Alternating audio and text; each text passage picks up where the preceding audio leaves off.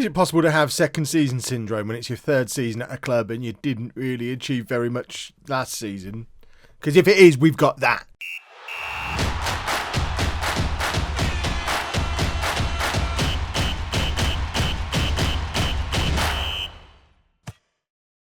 Hello and welcome to Club 4, Part 17 of Non-League to Legend. I'm Kev, and coming up on today's episode we have games against Tottenham and Chelsea in the Premier League. Since you were last with me, we've had mixed to poor form, I would say. What was the last episode we did? It was around here, wasn't it? Man City and West Ham. We then drew at Brentford, lost to Man United, beat Watford, lost to Swansea, drew at Arsenal, beat Stoke, drew with Brighton, lost to Liverpool. It's the most inconsistent of inconsistent forms. We do look quite poor from time to time. I don't know that we strengthened the team as much as I thought we did in the summer, because all that's really happened is some of the players that we thought were good established players perhaps weren't all that and were just playing out of their skin last year.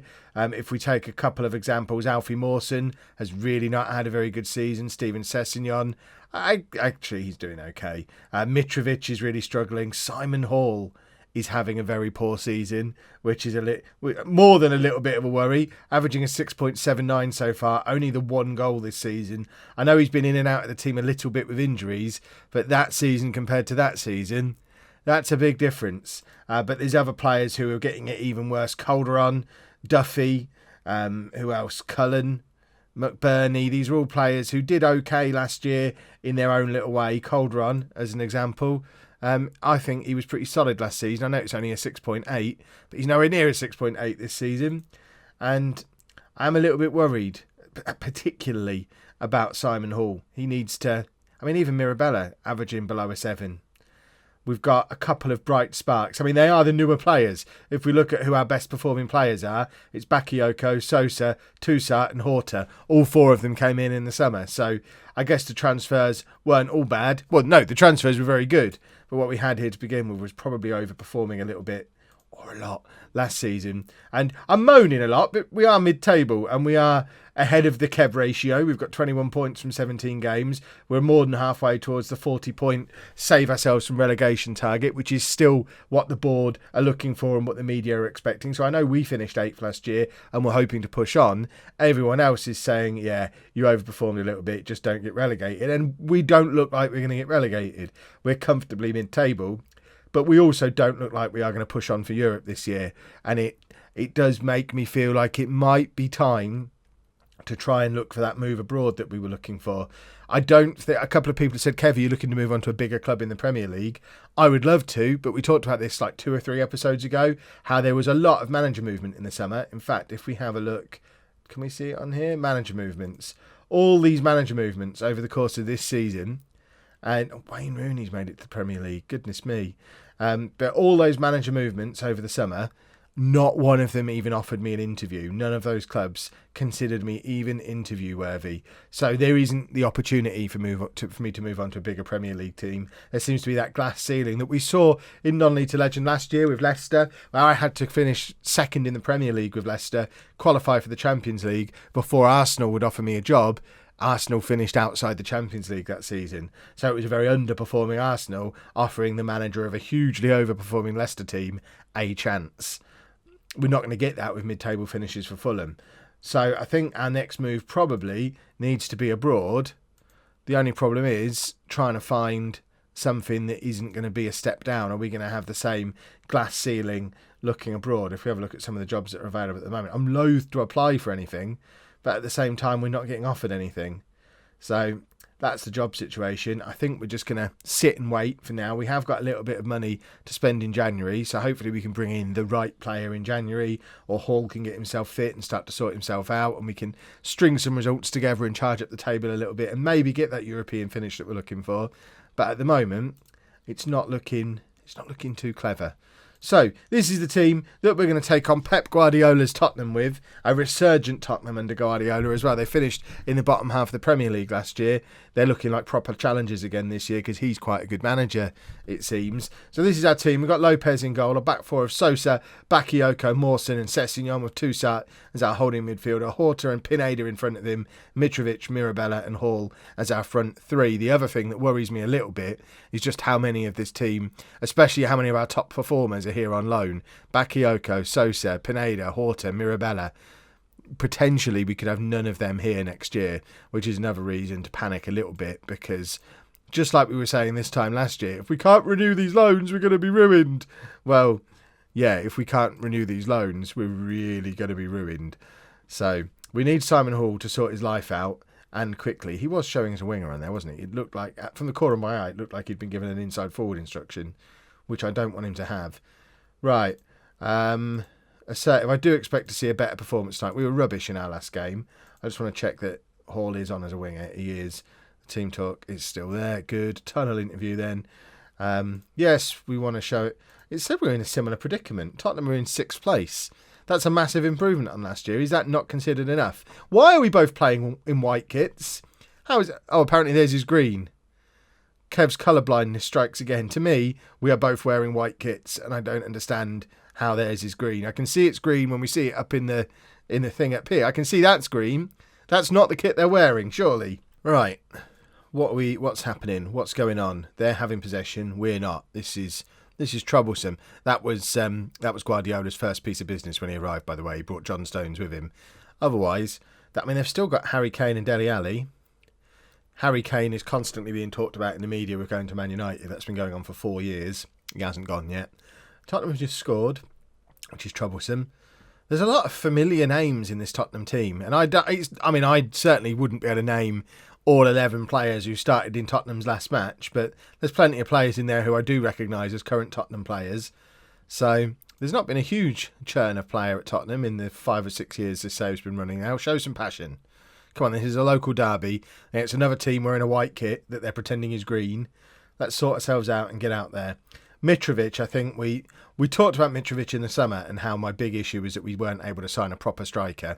I think that's what we need to try and do in the January transfer window, because although Mitrovic had his purple patch in the second half of last season, he's gone back to the first half of last season's form for this year, and we can't have a player who only plays well for half a season. Hall now, can he start to show some of the Simon Hall of last year? Forces a corner, and just before half-time, we have the opportunity to grab an equaliser. It's Horta to take the corner. Who have we got in the middle? Lots of people. There's Bakayoko. He's running the wrong way. He's going to kick it the wrong way. He did.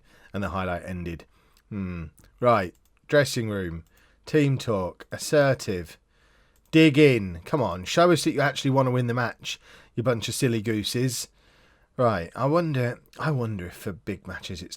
I keep toying with the idea, because if you follow the home save as well, you'll know that in the last couple of episodes of home, or the last 2 episodes maybe, that is a couple, Kev, I've experimented with a 4-2-3-1, and we were previously using a very familiar looking 4-3-3 that we originally did with Fulham and then took to home.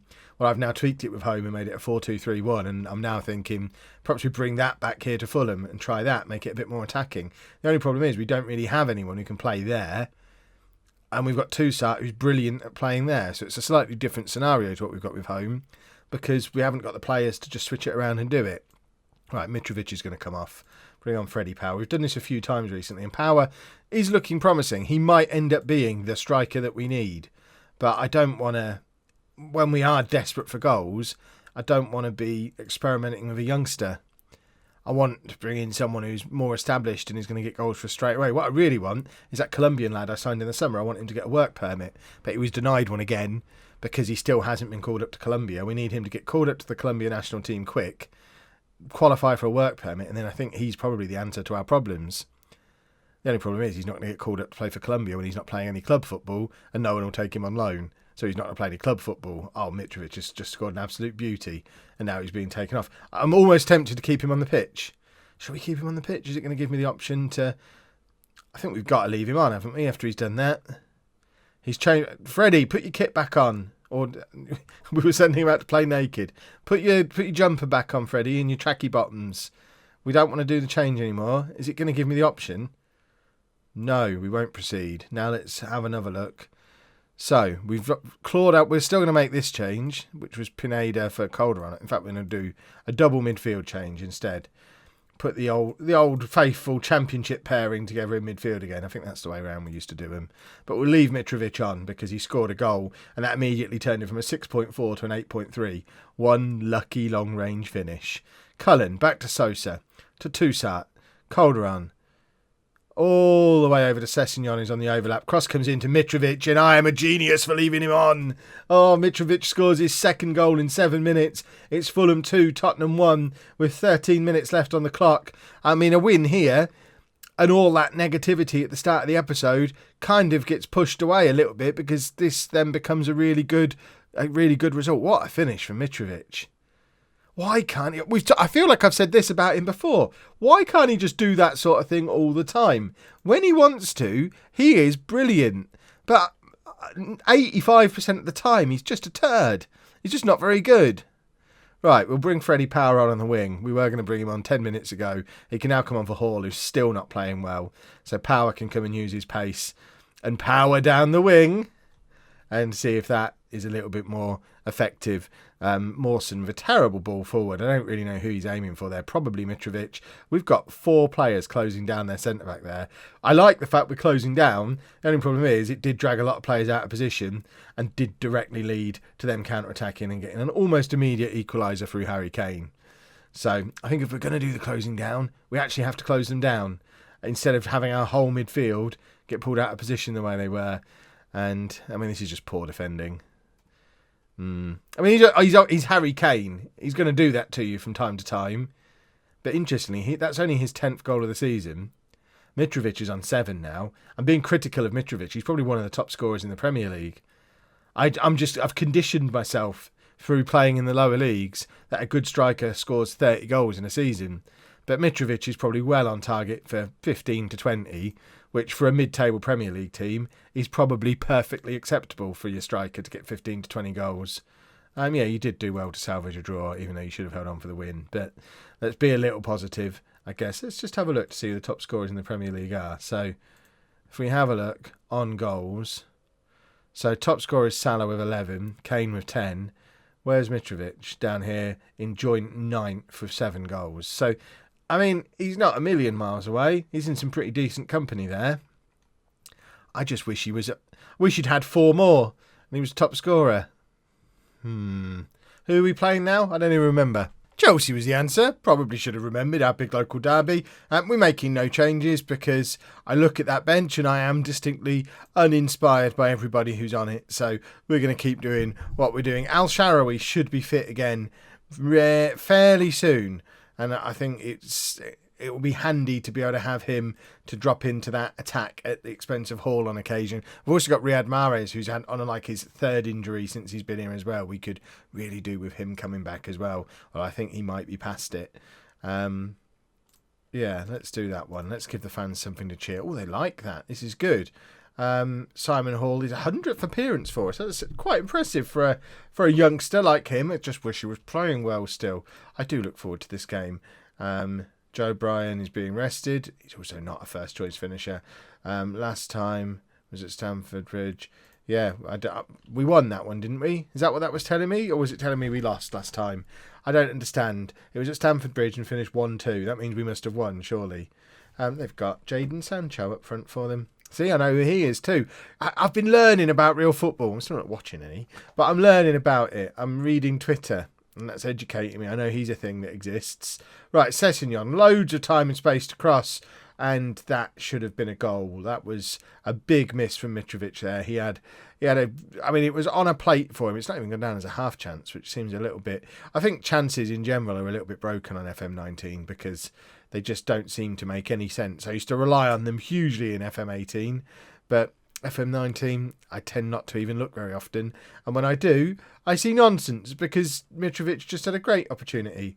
Corner comes in and it's cleared, but only as far as the corner taker again, who is just trying to work the ball back into the box. We need to get a hold of this really and get it clear that Chelsea are just knocking it around for fun on the edge of our area, but Pineda gets to tackle him, tries to play it forward towards Mitrovic, who can't keep hold of the ball, and it's with Toussaint on this right-hand side. Cross comes in, but we only had Mitrovic in the middle, and he was nowhere near it.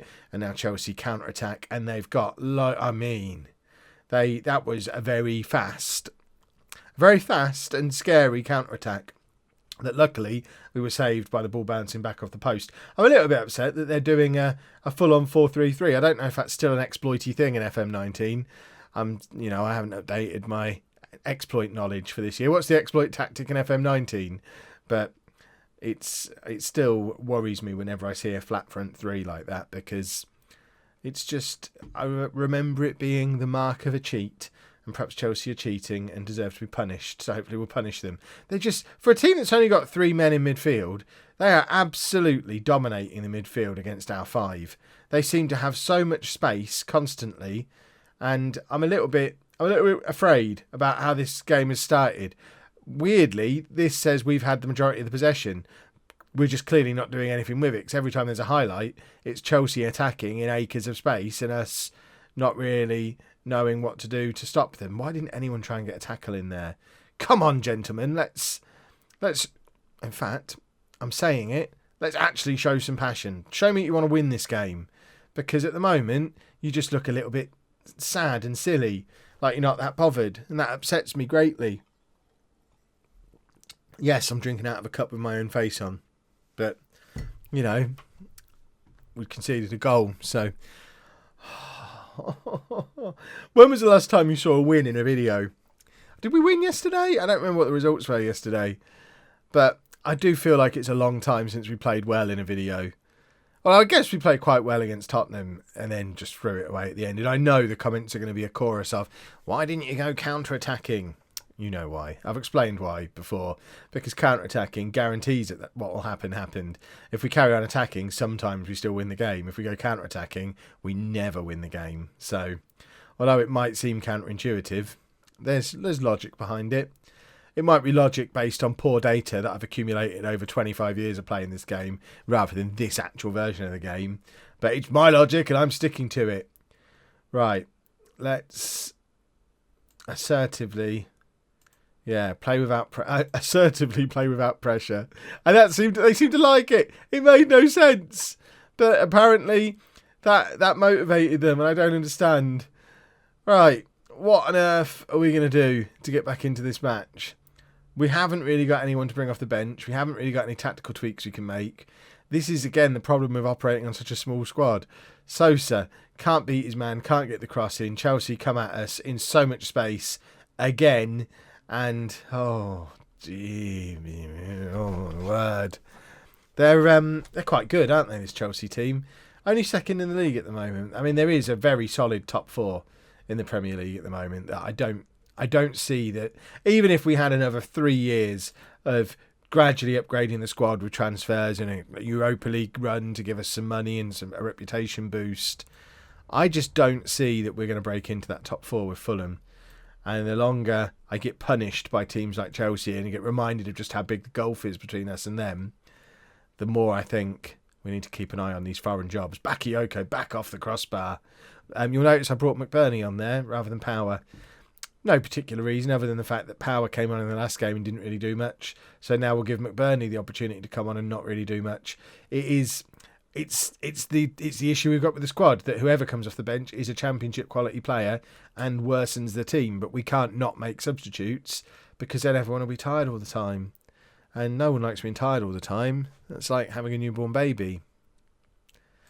Yep, I don't know. I'm on new medication for my poorliness. It's obviously ruining my head. Right, Power's going to come on the right wing again. We did it there. We put him on there in the last game. That was why he was ineffective. I remember now. Oh, come on. Let's demand more. We've got 5 minutes to grab an equaliser. We've still had more possession than they have. We just haven't. Apart from that chance Mitrovic had early on, I don't remember us having an attack in a highlight. Right, here is Power. Let's see what he can conjure up on this right-hand side. Nothing. Absolutely nothing. Just kicks it straight into a Chelsea player. and gives them the opportunity to just knock the ball around their dominant three-man midfield, which I still don't understand. And cross comes in, and that was just easy. It was so easy for them.